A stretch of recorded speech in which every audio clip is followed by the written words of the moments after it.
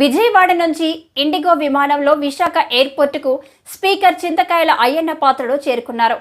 Lok Sabha speaker అయిన తర్వాత మొదటిసారిగా విశాఖకు వచ్చిన ఆయనకు తెలుగుదేశం పార్టీ అభిమానులు మరియు కార్యకర్తలు, నాయకులు ఘనంగా స్వాగతం పలికారు.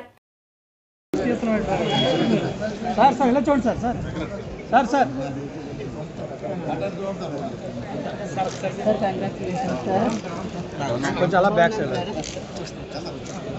ఓకే ఓకే రండి అలా అలా వచ్చేయండి sir back back sir okay thank you sir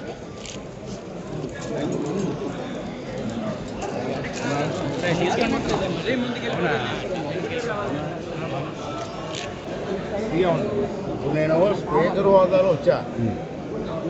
నాకు కొన్ని ఇన్విటేషన్స్ ఉంటాయి, దాటిని వెళ్ళలే. అంచేత రకరకాల క్వశ్చన్ చేస్తే సమాధానం చెప్పండి. నేను ఎందుకు నాకు ఇన్విటేషన్ ఎమ్మెల్యేగా వేరు, స్పీకర్ వేరు. ఇప్పుడు అడిగిన క్వశ్చన్ ఏంటంటే,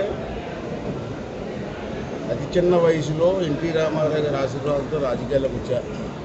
25 సంవత్సరాల వయసులో తెలుగుదేశం పార్టీ ఎన్టీ రామారావు గారి కానీ చంద్రబాబు నాయుడు గారిని అనేక అవకాశం ఇచ్చారు. మంత్రి చేశా, ఎంపీ చేశా, అన్ని చేశాను. ఇది అత్యున్నతమైన పోస్ట్, ఇది గౌరవమైనటువంటి పోస్ట్, ఇది స్పీకర్ పదవి.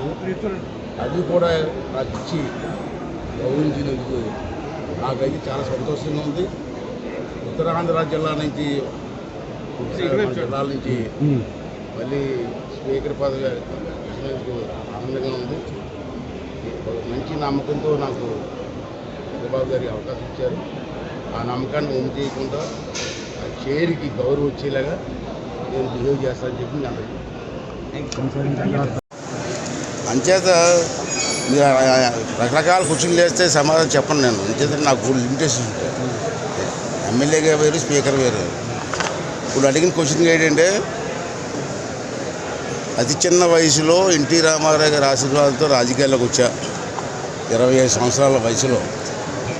ఈ 42 సంవత్సరాల్లో తెలుగుదేశం పార్టీ ఎన్టీ రామారావు గారి కానీ చంద్రబాబు నాయుడు గారిని నాకు అనేక అవకాశాలు ఇచ్చారు.